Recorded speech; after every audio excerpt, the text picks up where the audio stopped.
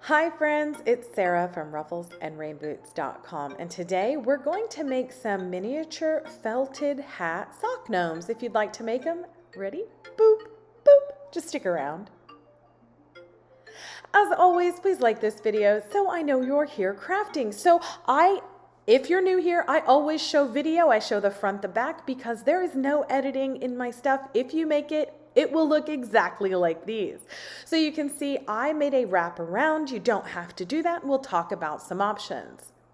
For this craft, I'll put a list of stuff below, but basically we're going to start out with this is just inexpensive craft felt cut to the pattern. I'll put the link down below. And then you can see there's two different sides of this. We'll be talking about how to place it. These are Dollar Tree baby socks. Try and get the larger 12-month if you can, because the newborns are just really, really tiny. Perfect for garlands, but not for this. This is wool roving. You can get it at the craft store or on Amazon. I'm going to be using a couple different colors of faux fur and two tiny little 1/4 inch wood balls or cabochons for the nose. You need something for weight and something for fill. I'm using poly pellets and polyfill. This is my favorite thing ever since sliced bread. This is a kit I bought years ago on Amazon. I'm still working through all the supplies that I get in it. It's so awesome. I'm using a medium tip needle, and these needles are for needle felting inside of a little handle. The kit's amazing, and look, I found the mittens that I made probably a year ago. All right, so in addition to what I've talked about, you're also going to need a mat of any kind. So these are also from Amazon. I'll put the link down below. There's a little tiny 6-inch one, which is totally fine, or the big guy, which, oops, has those mittens on it. You need this to protect the surface, but also to actually have the needle trigger through all of the felt. All right, so as I mentioned, there's two sides to this. We will be rolling the curved edge into the straight edge. So we want to work on this other side. The left side will be the curved side, okay? So again, you can just see it's going to roll in just like this, which means you want to flip it and work on this side. All right, so I'm just going to show you two simple itty bitty quick and easy patterns. You can draw them on, or if you're better than me, just do them by eye. I'm not great at it. I would not recommend drawing the whole heart piece on because some of these were a little chunky. Stay away from that other edge. I'm going to tell you why. Actually, I'll show you why, because I messed up. Again, I don't edit out my mistakes.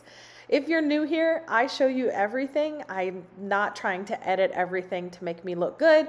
I don't want you to make the same mistakes that I make. Okay, so to get started, we're just gonna roll down a little piece. You want the ends tucked in, and then you're just gonna stab it straight down. That's it. It's going to catch the needle. Little hooks on the needle are going to catch the fibers of both the felt on top and the felt white hat.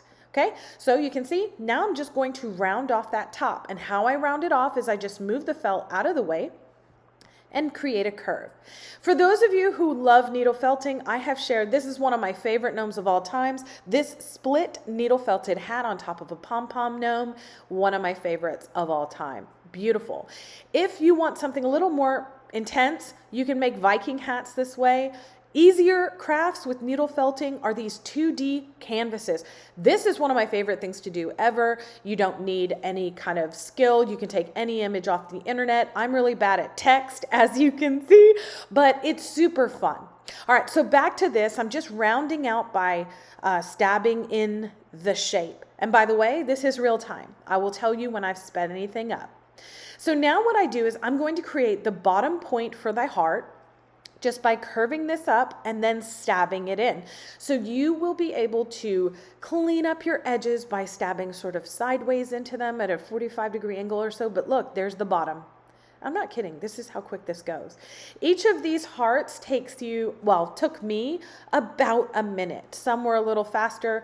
I'm making mine very puffy, but you can see now all we have to do is make this top little roundy bit. And to do that, we're just pushing up a little bit of this felt and creating the curve. Now I will show you, there's a little indent right at the top of the heart. It's there, it's just behind my stuff. So there you go, now you can see it. We can clean that up even more by just attacking the edges. Attacking is a very violent word. Stabbing is also a very, I don't want to get like in trouble here. But anyway, as you can see, we're just pressing the needle into the felt roving, and the felt hat. And as you can see, it's on. We're done. All you have to do to take off the excess is hold your piece and then take tiny little wispy pieces. Don't pull the whole thing or you will pull out the actual heart. So just little tiny wispies, and once you get a little tail like this, if you try and pull too big of a piece, that's what I was saying there, it will not work. But if you pull little wispies, it's perfect. Once you have a tiny little tail, you're just going to tuck that up and you're going to incorporate it into the puffy little heart. I will show you in just a second how I do dots. I think the hearts are easier because you can start small and make them bigger. I made mine some different sizes just to see how long it would take me for each heart. But no matter the size, it actually took me 1 minute to 1 minute and 5 seconds for each of the hearts. So when you pull this up, you've already stabbed it into your pillow, by the way, so you have to pull it up gently. And then now you can do any cleanup you want. So I'm trying to do the side right here. I told you we can just stab the sides and we can clean up those so we get a nice crisp edge. You can do the heart part up here at the divot as well, just like that. Isn't this easy? I love doing needle felting in the winter months because there's just something about it. Do put on some hand lotion before you do it because it will dry out your hands.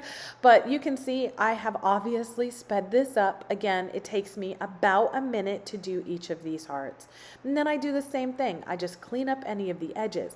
You see how that heart's a little smaller than the other one? That's okay because I can just add felt right on top of that one side that I didn't get right the first time. See how forgiving this is? Tuck in those edges, clean up any points, and you're done. So I'm going to blast through these other ones and just share with you some tips that I have learned after doing this many, many years. So don't worry, okay? Just don't worry. Just start. It doesn't have to be perfect. I'm going to show you how the easy way to do little balls. Just make sure when you roll it around, you don't come too close to the edge because we need a bit of overlap, right? And as I mentioned, I don't edit that stuff out. I mess up on my other hat and will absolutely show you that. So you can see I'm almost done with my hearts here, making sure I can still get one right at the tippy top, and I can. So I'm just going to do that last one there. But see how easy this is? On the red one, I did little dots because I wanted to do hearts and polka dots just for something different to show you. And so I just blasted through the hearts. One thing about using white or red on white, it's gonna kind of look pink by the end of it. I do tell you how I cut it and how I lint roll it, but it doesn't matter. You will get shreds of this everywhere. And at the end, I'll show you, it's pretty easy to see. For the dots, you're just going to start the felt the same way. You're going to roll under that felt into a nice little, tiny ball, and then you're just going to tack it down. This is it. And you're just going to go all the way around the edge and in the middle to create little dots. So you can see there's little wispies on that first dot. Do not worry. I'll show you what we do. As you can see, my dots are not all the same size, kind of like my hearts. All right, remember, gently pull it off of your mat. And look at that. Again, a minute a heart, but look at this. Oops, I will be crossing over one edge. So now you can see there's a couple little wispies. We are not cutting the actual felt that is on the hat. We're just cutting anything that's sticking up. Smaller scissors would be a better idea than my massive ones. All right, so now I'm just gonna lint roll those off and we can move on from the hats. We are done with the needle felting, so you can always make a nose. I've shown you how to do that in other videos with the 2D needle felting. I'm going to use rubber bands for this and a hot glue gun. We're also going to need our poly pellets for weight and our polyfill for the stuffing, or whatever you want to use. I'm not your mother, you can use rice. I'm going to use a white and blue faux fur because I have them. Do not pull these off. I learned that the hard way. You just snip the little plastic thing on the Dollar Tree socks. Otherwise, it'll rip them all off. So now I'm just going to add a little bit of poly pellets and some fill. I add a little bit of poly pellets at first and then some fill around the outside edge because these are pretty thin. If you are not going to cover your entire gnome body with fur, I do recommend putting polyfill all the way around the actual poly pellets or rice. Now I'm going to take one of these Dollar Tree plastic hair ties and just, I'm going to speed that up because you know how to do that. All right, Faux fur. If you're new to faux fur, don't worry. You're going to cut on the back side.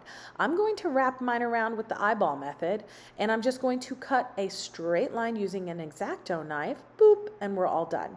The reason I like this is because scissors tend to hack it up, or you have to go really slow. Neither I'm interested in. Okay, so now we're just going to cut this piece and pull it off, and we have this nice, beautiful wraparound beard. I'm just gonna brush it with my fingers because I'm too lazy to get up and get a comb, but it works, okay? And now, as you can imagine, we're just going to use some hot glue to affix this to our body. So if you are gonna put it on, absolutely stand it up because it's going to change the shape. So put it on and get one side on and then stand it up and then pull it away all the way around. For those of you who are going to ask me, that is a SureBonder detail tip glue gun. I will put the link down below. I get a lot of questions on that glue gun. Yes, it's my favorite. Yes, it's perfect for projects like this. It takes the mini glue sticks and I love them. No stringy strings. All right, so now that the body is done, you can see it there, we're going to do the hat. For the curved side, we're just going to flip it over. You can see the notch. And for those of you who have fingerprints, you can use hot glue finger guards, or you can use a face mask applicator from the Dollar Tree, but I don't have the fingerprints anymore, so I just push it into a tip like that.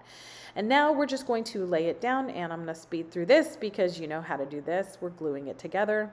There you go. Once it is set, you are just going to slip this on. So we're going to take the extra stuffing up here and just pop it into the hat just to get an idea of where to put our gnome nose. So just pull it down a little bit, and now we're going to split the fur to the fabric backing. You don't need anything fancy. You can use your pencil or your fingers and just get to the fabric backing and add on a nose.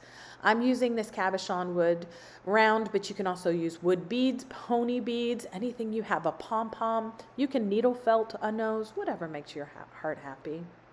All right, so once that's on, I will say the only tip I have for this part is do the nose first.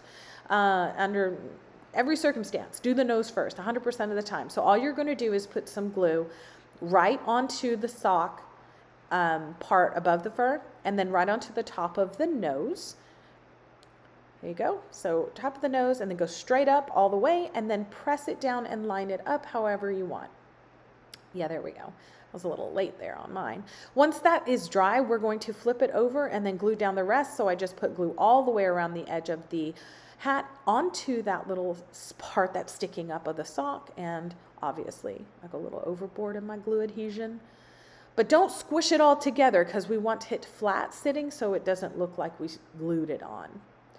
And then you can just pop out the edges because it's felt and it will maintain its shape. So there you go. This is my little guy in blue. Now, I'm going to breeze through this second one, but I'm going to show you something that we didn't talk about in the first one. So again, poly pellets, polyfill, wrap the thing with a plastic, all that's the same, right? For those of you who are new to my channel, subscribe to my email list. I'll put that link down below because I share so many gnome crafts. I share so many Dollar Tree crafts that never make it out here to the YouTube channel. Again, I'm making a wraparound gnome for this girl, but that's only because I'm going to try and do something a little different with the ponytails or fur without having to make clothes because I'm so lazy. So again, I just slipped on the hat to get an idea of the nose, split that fur right there, but then I'm making two little tufts of fur that I'm going to tie off. It looks kind of strange right here, but I'm just trying to make them about the same size. There you go. And then I'm just losing my scissors. I'm going to cut some red baker's twine because I thought that was cute. Let me know what you would have used. I had no skinny, teeny, tiny ribbon. I just had gold and baker's twine. So baker's twine won for this. I had to speed that up because I realized much too late I could just tie this thing on like this, loop it, and then pull it down to match the other one. So again, but don't make my same mistakes. Do it like this. It was a whole lot easier. Okay, so now we're going to tie the bow. And before you get too far along on that, go ahead and glue on the nose to this fabric backing of that faux fur. Boop. And now trim all that up. You can also secure that with a tiny dollop of glue. Again, we're going to attach the nose and the hat first, and then glue it down on the back, and this is it. It's all done. I made these for a tier tray and would love to know if you make them. Here's the full wraparound view. I will put the pattern to the hat down below. Please subscribe to the newsletter, and as always, thanks for being here.